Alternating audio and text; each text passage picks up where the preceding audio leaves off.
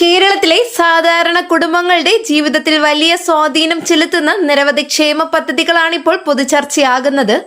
സ്ത്രീകൾക്ക് സുരക്ഷയും സാമ്പത്തിക പിന്തുണയും ഉറപ്പാക്കുക, പൊതുഗതാഗതം കൂടുതൽ ജനകീയമാക്കുക, ദാരിദ്ര്യരേഖയ്ക്ക് താഴെയുള്ള കുടുംബങ്ങൾക്ക് ആശ്വാസം നൽകുക, ആരോഗ്യമേഖലയെ ശക്തിപ്പെടുത്തുക, കുടുംബങ്ങൾക്ക് അടിസ്ഥാന ജീവിത നിലവാരം ഉറപ്പാക്കുക എന്നീ ലക്ഷ്യങ്ങളോടെയാണ് വിവിധ പദ്ധതികൾ മുന്നോട്ട് കൊണ്ടുപോകുന്നത്.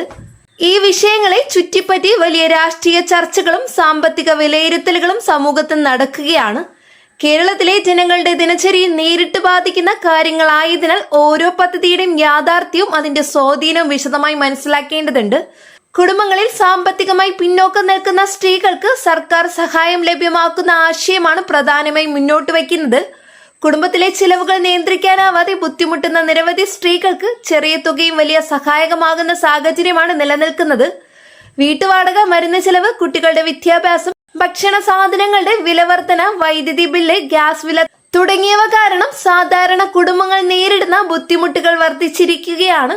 ഈ സാഹചര്യത്തിലാണ് സ്ത്രീകൾക്കായി നേരിട്ടുള്ള ധനസഹായ പദ്ധതികൾ വലിയ പ്രതീക്ഷയായി മാറുന്നത്. കേരളത്തിൽ സാമൂഹ്യ സുരക്ഷാ പെൻഷൻ വലിയൊരു ആശ്രയമാണ്. വയോജനങ്ങൾ, വിധവകൾ, ഭിന്നശേഷിക്കാർ, അവിവാഹിതരായ സ്ത്രീകൾ തുടങ്ങിയ ഭാഗക്കാർക്ക് ലഭിക്കുന്ന പെൻഷൻ തുക ആയിരക്കണക്കിന് കുടുംബങ്ങളുടെ പ്രധാന വരുമാന മാർഗമാണ്.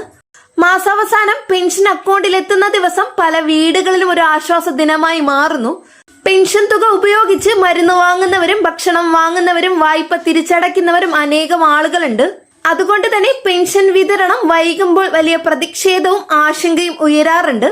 സ്ത്രീകൾക്കായി നിർദ്ദേശിക്കപ്പെടുന്ന ധനസഹായ പദ്ധതികളുടെ പ്രധാന ലക്ഷ്യം കുടുംബത്തിലെ സ്ത്രീകളുടെ കയ്യിൽ നേരിട്ട് പണം എത്തിക്കുകയാണ്. ഇതിലൂടെ സ്ത്രീകൾക്ക് സാമ്പത്തിക സ്വാതന്ത്ര്യം വർദ്ധിപ്പിക്കുമെന്നും പറയപ്പെടുന്നു. കുടുംബത്തിലെ ചെറിയ ആവശ്യങ്ങൾക്കും ചികിത്സകൾക്കും കുട്ടികളുടെ വിദ്യാഭ്യാസത്തിനും വീട്ടു ചെലവിനും ഇത് സഹായകരമാകുമെന്നാണ് വിലയിരുത്തൽ.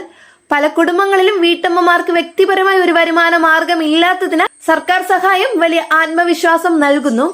സൗജന്യ ബസ് യാത്രയെക്കുറിച്ചുള്ള ചർച്ചകൾ സംസ്ഥാനത്ത് വലിയ രീതിയിൽ ശ്രദ്ധിക്കപ്പെടുന്നു.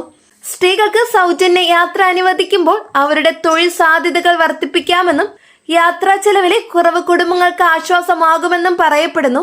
ദിവസേന ജോലിക്ക് പോകുന്ന സ്ത്രീകൾക്ക് വലിയ തുകയാണ് യാത്രയ്ക്കായി ചെലവാകുന്നത്. പ്രത്യേകിച്ച് നഗരങ്ങളിൽ ജോലി ചെയ്യുന്നവർക്കും വിദ്യാർത്ഥിനികൾക്കും ഇത് ഗുണകരമാകുമെന്നാണ് അഭിപ്രായപ്പെടുന്നത്. അതേസമയം പൊതുഗതാഗത സംവിധാനത്തിന്റെ സാമ്പത്തിക നിലയെക്കുറിച്ചും ചർച്ചകൾ ഉയരുന്നു. യാത്രക്കാരുടെ എണ്ണം വർദ്ധിക്കുമ്പോൾ സേവന നിലവാരം മെച്ചപ്പെടുത്തേണ്ട ആവശ്യം കൂടി ഉയരുന്നുണ്ട്. KSRTC പോലുള്ള പൊതുഗതാഗത സ്ഥാപനങ്ങൾ നേരിടുന്ന സാമ്പത്തിക പ്രതിസന്ധിയും ഇതോടൊപ്പം ചർച്ച ചെയ്യപ്പെടുന്നു. ജീവനക്കാരുടെ ശമ്പളം, ഇന്ധന ചെലവ്, വാഹനങ്ങളുടെ അറ്റകുറ്റപ്പണി, വായ്പാ ബാധ്യതകൾ തുടങ്ങിയവ വലിയ സാമ്പത്തിക സമ്മർദ്ദം സൃഷ്ടിക്കുന്നു. സൗജന്യ യാത്രാ പദ്ധതികൾ നടപ്പിലാക്കുമ്പോൾ സർക്കാരിൽ നിന്ന് ആവശ്യമായ സബ്സിഡി ലഭിക്കേണ്ടതിന്റെ പ്രാധാന്യം ഉയരുന്നു. പൊതുഗതാഗതം ലാഭത്തിനായി മാത്രം പ്രവർത്തിക്കേണ്ട സംവിധാനമല്ലെന്നും സാധാരണ ജനങ്ങൾക്ക് സേവനം നൽകുക എന്നതാണ് പ്രധാന ലക്ഷ്യമെന്ന് ഒരു ഭാഗം അഭിപ്രായപ്പെടുന്നു. ലൈഫ് മിഷൻ പദ്ധതിയും കേരളത്തിലെ കുടുംബങ്ങളുടെ ജീവിതത്തിൽ വലിയ മാറ്റം കൊണ്ടുവന്ന പദ്ധതികളിൽ ഒന്നാണ്. സ്വന്തമായി വീടില്ലാത്ത കുടുംബങ്ങൾക്ക് വീട് നിർമ്മിച്ച് നൽകുക എന്ന ലക്ഷ്യത്തോടെ ആരംഭിച്ച പദ്ധതി നിരവധി കുടുംബങ്ങൾക്ക് ആശ്രയമായി മാറി. ചോർന്നൊലിക്കുന്ന വീടുകളിൽ താമസിച്ചിരുന്നവർക്കും വാടക വീടുകളിൽ ദുരിതം അനുഭവിച്ചിരുന്നവർക്കും സുരക്ഷിതമായി വീട് ലഭിക്കുന്നത് ജീവിത നിലവാരത്തിൽ വലിയ മാറ്റമുണ്ടാക്കുന്നു. വീടിനൊപ്പം ശുചിത്വം, വൈദ്യുതി, കുടിവെള്ളം, അടിസ്ഥാന സൗകര്യങ്ങൾ എന്നിവയും മെച്ചപ്പെടുന്നു. അടുത്തത് ആരോഗ്യ ഇൻഷുറൻസ് പദ്ധതികൾ സാധാരണ ജനങ്ങൾക്ക് വലിയ സഹായകമാണ്. ഗുരുതര രോഗങ്ങൾക്ക് ചികിത്സാ ചെലവ് സാധാരണ കുടുംബങ്ങൾക്ക് വഹിക്കാൻ പ്രയാസമാണ്. ഹൃദയ ശസ്ത്രക്രിയ, കിഡ്നി ചികിത്സ, ക്യാൻസർ ചികിത്സ, അപകട ചികിത്സ എന്നിവയ്ക്ക് ലക്ഷക്കണക്കിന് രൂപ ചെലവാകുന്ന സാഹചര്യത്തിൽ സർക്കാർ സഹായമില്ലാതെ പലർക്കും ചികിത്സ ലഭ്യമാകില്ല. ആരോഗ്യ ഇൻഷുറൻസ് പദ്ധതികൾ വഴി നിരവധി കുടുംബങ്ങൾ കടബാധ്യതയിൽ നിന്ന് രക്ഷപ്പെടുന്നു. കേരളത്തിലെ വിലക്കയറ്റം കുടുംബങ്ങളുടെ സാമ്പത്തിക നിലയെ ബാധിക്കുന്ന പ്രധാന കാരണങ്ങളിൽ ഒന്നാണ്. ഭക്ഷ്യവസ്തുക്കളുടെ വില, പച്ചക്കറി വില, ഇന്ധനവില, വൈദ്യുതി നിരക്ക്, വിദ്യാഭ്യാസ ചെലവ് എന്നിവ സ്ഥിരമായി ഉയരുന്ന സാഹചര്യത്തിൽ സർക്കാർ ക്ഷേമ പദ്ധതികൾ സാധാരണ ജനങ്ങൾക്ക് ആശ്വാസം നൽകുന്നു.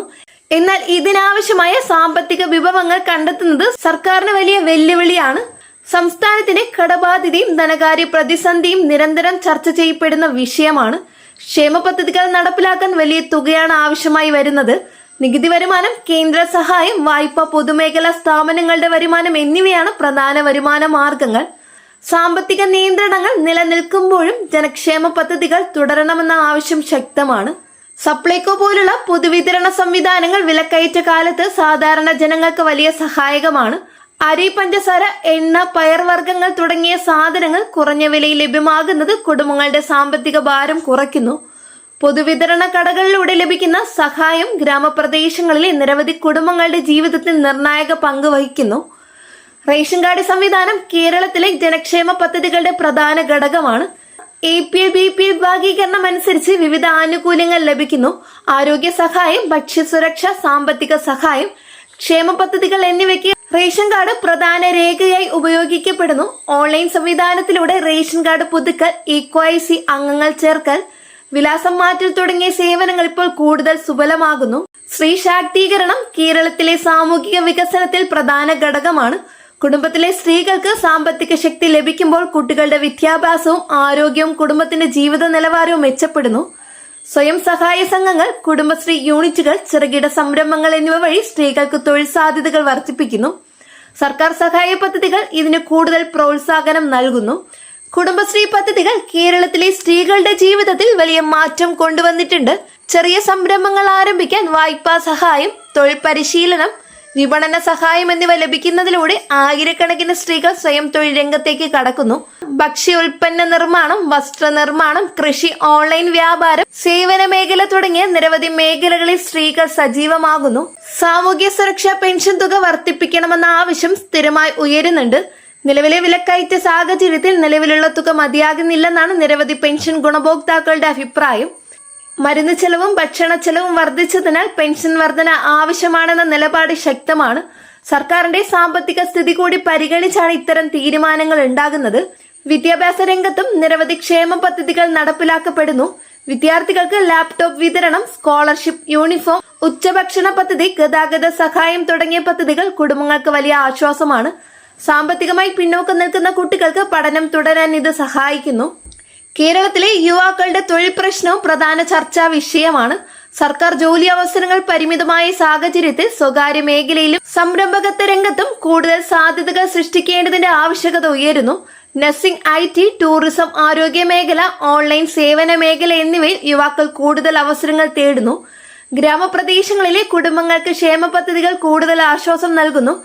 കൃഷിയിൽ നിന്ന് സ്ഥിരമായി വരുമാനം ലഭിക്കാത്ത സാഹചര്യത്തിൽ സർക്കാർ സഹായങ്ങൾ പല വീടുകളിലും പ്രധാന ആശ്രയമാകുന്നു. കാലാവസ്ഥാ മാറ്റം, കൃഷിനഷ്ടം, തൊഴിൽ കുറവെന്നിവ ഗ്രാമീണ സമ്പദ് വ്യവസ്ഥയെ ബാധിക്കുന്നു. കേരളത്തിലെ ആരോഗ്യ മേഖല രാജ്യത്ത് തന്നെ മികച്ചതായാണ് വിലയിരുത്തപ്പെടുന്നത്. സർക്കാർ ആശുപത്രികളിൽ ലഭിക്കുന്ന സൗജന്യ ചികിത്സയും മരുന്നുകളും സാധാരണ ജനങ്ങൾക്ക് വലിയ സഹായകമാണ്. മെഡിക്കൽ കോളേജുകൾ, ജില്ലാ ആശുപത്രികൾ, കുടുംബാരോഗ്യ കേന്ദ്രങ്ങൾ എന്നിവയുടെ സേവനം ശക്തിപ്പെടുത്താനുള്ള ശ്രമങ്ങളും തുടരുന്നുണ്ട്. വയോജനങ്ങളുടെ സംരക്ഷണവും സാമൂഹ്യ സുരക്ഷാ പദ്ധതികളുടെ പ്രധാന ലക്ഷ്യമാണ്. ഒറ്റപ്പെട്ട് കഴിയുന്ന മുതിർന്ന പൗരന്മാർക്ക് പെൻഷനും ആരോഗ്യ സഹായവും ജീവിതത്തിൽ വലിയ ആശ്വാസമാണ്. വീട്ടിലെ വരുമാനമില്ലാത്ത സാഹചര്യത്തിൽ സർക്കാർ സഹായം അവരുടെ അടിസ്ഥാന ആവശ്യങ്ങൾ നിറവേറ്റാൻ സഹായിക്കുന്നു. ഭിന്നശേഷിക്കാർക്കായുള്ള സഹായ പദ്ധതികളും കേരളത്തിൽ വ്യാപകമാണ്. വിദ്യാഭ്യാസ സഹായം, യാത്രായിളവ്, ഉപകരണ വിതരണം, തൊഴിൽ പരിശീലനം, പെൻഷൻ എന്നിവ ജീവിത നിലവാരം മെച്ചപ്പെടുത്താൻ സഹായിക്കുന്നു. കുടുംബങ്ങളുടെ സാമ്പത്തിക ബാധ്യത കുറയ്ക്കുന്നതിലും ഇത് പ്രധാന പങ്ക് വഹിക്കുന്നു. സ്ത്രീകളുടെ സുരക്ഷയും സ്വാതന്ത്ര്യവും സംബന്ധിച്ച ചർച്ചകൾ സമൂഹത്തിൽ കൂടുതൽ ശക്തമാകുകയാണ്. സാമ്പത്തിക സ്വാതന്ത്ര്യം സ്ത്രീകൾക്ക് ആത്മവിശ്വാസം നൽകുന്നു. സ്വന്തം ആവശ്യങ്ങൾ നിറവേറ്റാനും കുടുംബ തീരുമാനങ്ങളിൽ പങ്കാളികളാകാനും ഇത് സഹായിക്കുന്നു. കേരളത്തിലെ രാഷ്ട്രീയ ചർച്ചകളിൽ ക്ഷേമ പദ്ധതികൾക്ക് വലിയ പ്രാധാന്യമുണ്ട്. ഓരോ സർക്കാരും ജനങ്ങൾക്ക് കൂടുതൽ സഹായം നൽകുന്ന പദ്ധതികൾ പ്രഖ്യാപിക്കാൻ ശ്രമിക്കുന്നു. എന്നാൽ സാമ്പത്തിക ബാധ്യതയും വരുമാന പരിധിയും കാരണം പലപ്പോഴും പദ്ധതികൾ നടപ്പിലാക്കുന്നതിൽ വെല്ലുവിളികൾ ഉയരുന്നു. ഡിജിറ്റൽ സേവനങ്ങൾ വ്യാപകമായതോടെ സർക്കാർ ആനുകൂല്യങ്ങൾ കൂടുതൽ വേഗത്തിൽ ജനങ്ങളിലെത്തുന്നു. ബാങ്ക് അക്കൗണ്ടുകളിലേക്ക് നേരിട്ട് പണം എത്തിക്കുന്ന സംവിധാനം അഴിമതി കുറയ്ക്കാൻ സഹായിക്കുന്നു. ഓൺലൈൻ അപേക്ഷ സംവിധാനങ്ങൾ ആളുകൾക്ക് സർക്കാർ ഓഫീസുകളിൽ കാത്തുനിൽക്കേണ്ട സാഹചര്യം കുറയ്ക്കുന്നു. സമൂഹത്തിലെ ദരിദ്ര വിഭാഗങ്ങൾക്ക് ക്ഷേമ പദ്ധതികൾ ജീവിതത്തിലെ വലിയ ആശ്വാസമാണ്. ചെറിയ സഹായം പോലും കുടുംബത്തിന്റെ ഭക്ഷണം, ചികിത്സ, കുട്ടികളുടെ പഠനം എന്നിവയ്ക്ക് ഉപയോഗിക്കപ്പെടുന്നു. സർക്കാർ സഹായം ലഭിക്കുന്ന ദിവസം പല വീടുകളിലും പ്രതീക്ഷയുടെ ദിനമായി മാറുന്നു. കേരളത്തിലെ ജനങ്ങളുടെ ജീവിതത്തിൽ ക്ഷേമ പദ്ധതികൾക്ക് വലിയ പ്രാധാന്യമുണ്ട്. സ്ത്രീകൾ, വയോജനങ്ങൾ, തൊഴിലാളികൾ, വിദ്യാർത്ഥികൾ, രോഗികൾ, ഭിന്നശേഷിക്കാർ, ദരിദ്ര കുടുംബങ്ങൾ തുടങ്ങി സമൂഹത്തിലെ നിരവധി വിഭാഗങ്ങൾക്ക് ഈ പദ്ധതി നേരിട്ട് സഹായകരമാകുന്നു. സാമ്പത്തിക പ്രതിസന്ധികൾ നിലനിൽക്കുമ്പോഴും ജനക്ഷേമം മുൻനിർത്തിയുള്ള പദ്ധതികൾ സമൂഹത്തിൽ വലിയ ചർച്ചകൾക്കും പ്രതീക്ഷകൾക്കും വഴിവെക്കുന്നു.